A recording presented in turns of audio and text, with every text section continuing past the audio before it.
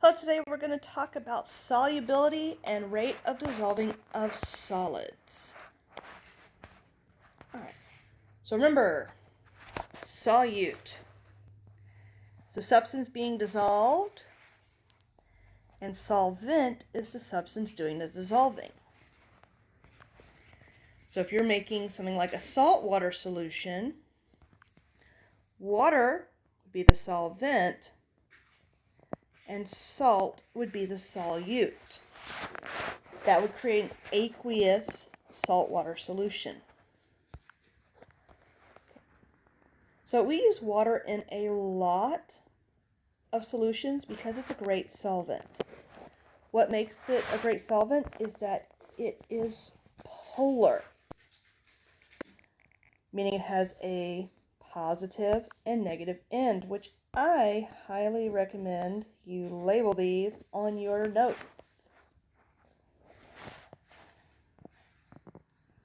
Okay. Oxygen tends to be negative, whereas the hydrogen end tends to be more positive. That's because oxygen is pulling harder on those electrons. Okay. So, remember, dissolving is a physical change. All it does is gets broken down into its smallest units. When ionic compounds dissolve, they break into their ions. So that's why something like salt, if you were to put it in water,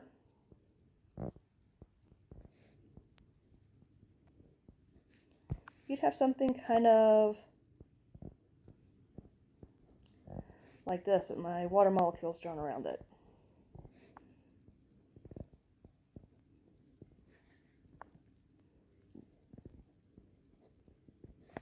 Alright. So, to determine if something is going to dissolve or not, you need to understand its solubility. Solubility is how well a substance will dissolve in a solvent like water. It is an intensive physical property, meaning doesn't matter how big it is, how much you've got, it'll dissolve or not. So if the substance will dissolve, it is soluble. If the substance will not dissolve, it is insoluble. So now in your notes you've got several examples, and I want you to figure out if they're soluble or insoluble. So using the solubility rules here on the screen, and the answers provided, see if you can figure out though why some of them are soluble versus insoluble. It's like AgBr. Br is soluble, but when it's attached to Ag, it becomes insoluble. Okay. PbNO3 is soluble because everything attached to NO3 is soluble. These guys up here, you can think of them, they're always soluble.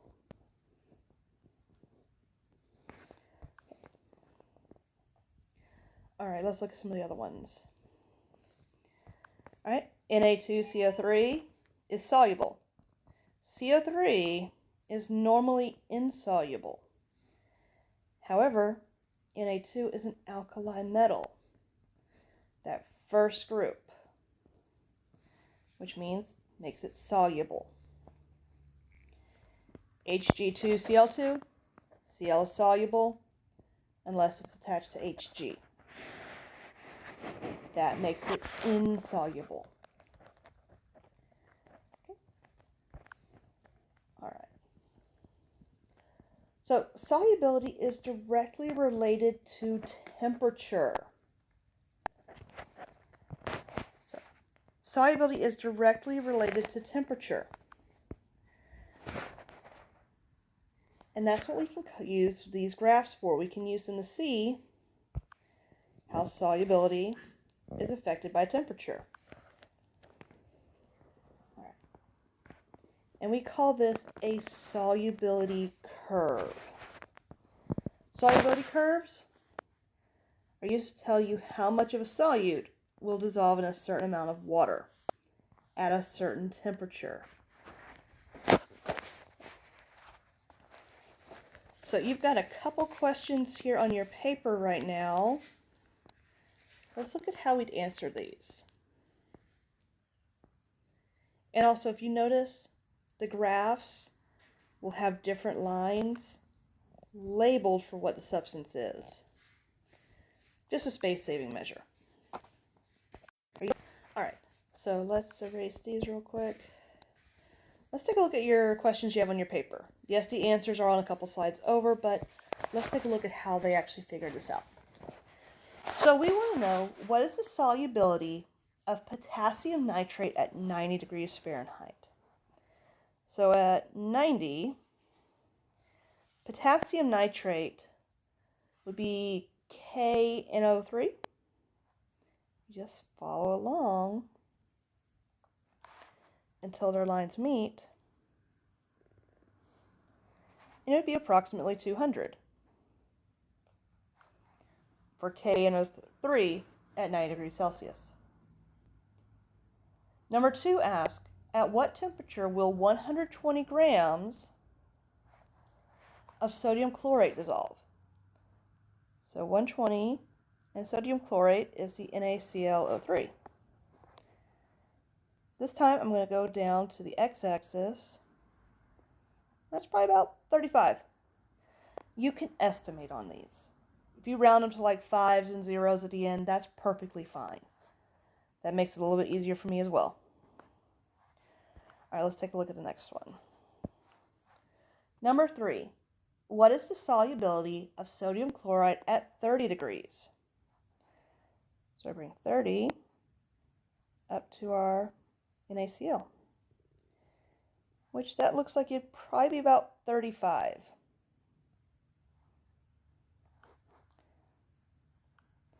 This would have 35 degrees Celsius. Sorry, that would be a solubility. Whoa, what did I do there? Okay.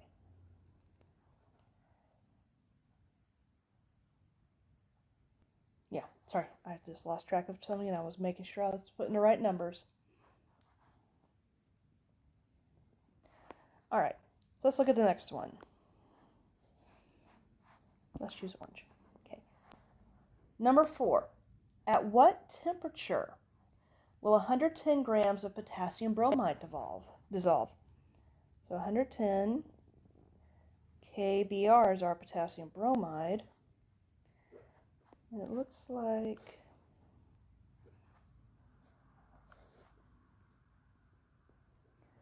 right here, about 110, about 115.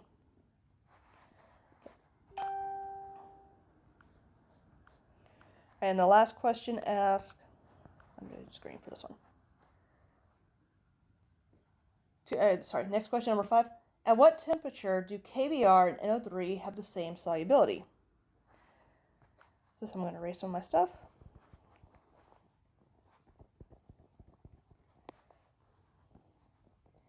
And we're going to look at where those two lines meet. So we're going to find the KBr line and the KNO3 line. And where they meet is our temperature. It's about 50. Okay. All right. And then question number 6. According to the graph, at what temperature is 100 grams of water saturated with NaClO3 if 140 grams of NaClO3 are dissolved? We've got two numbers in this one. If you pay attention right here, it tells you 100 grams of water. So we're not worried about that 100. We're going to use 140 grams NaClO3. If you look at that, it'd be about 50 degrees as well. So then let's check our numbers that we got versus what they actually answered on here. And look at that. And like I said, you can round these numbers. You don't have to be as precise as these. It's hard. I know graphs can be a little hard to read sometimes. So if you gave me 35, 115, 50, 200, those are all perfectly fine. All right. So now let's take a look. How do you affect the solubility of a solid? So you can affect how much of a solid will dissolve by affecting its temperature. If you increase temperature, solubility increases. If you decrease the temperature, solubility decreases. Warmer it gets, the more you can dissolve. Colder you get, the less dissolves. So answers the first two on the back. Now we can also change air pressure. Changing the air pressure though, whether you increase it or decrease it, has no effect on a solid. Okay. So this is going to be important when we talk about gases. Right now though, you just need to know air pressure does not affect solids. Okay. And then rate of dissolving. Rate of dissolving is how fast a solute will dissolve. It's different in the amount that can be dissolved, but it still can be affected by temperature and various things. Temperature increases, rate of dissolving increases. Temperature decreases, rate of dissolving decreases. Sorry, my cat's having issues. Okay. You can also change the rate of dissolving through agitation, through stirring it. So if you stir or agitate something, it dissolves faster. You cannot make more. So does stirring allow you to dissolve more solute? No. It just can make it dissolve faster. All right. What also affects rate of dissolving? Surface area.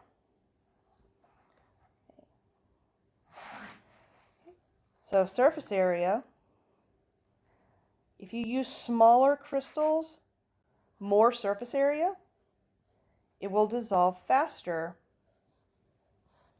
because they have more surface area. They have more space to come in contact. Okay.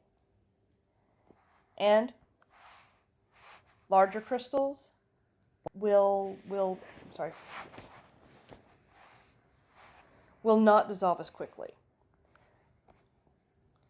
Okay. So what we can do though, if we have a larger crystal, we can crush them using a mortar and pestle. Some of y'all might have seen something like this before. Your mom or grandma, you might use one in the kitchen. Basically, it's a bowl, a mortar, and a stick, the pestle, that you can use to crush things like you can crush herbs, you can crush crystals, you could crush, I think it's corn. I think they use something similar to a mortar and pestle to crush corn for tortillas. And then air pressure. Air pressure, again, does not affect rate of dissolving. Air pressure has no effect on it, on solids. It will have an effect on gases, but we're not talking about those yet. All right. These are not on your paper. I'm not 100% sure why, but there are some answers here. Okay, again, be good, be safe.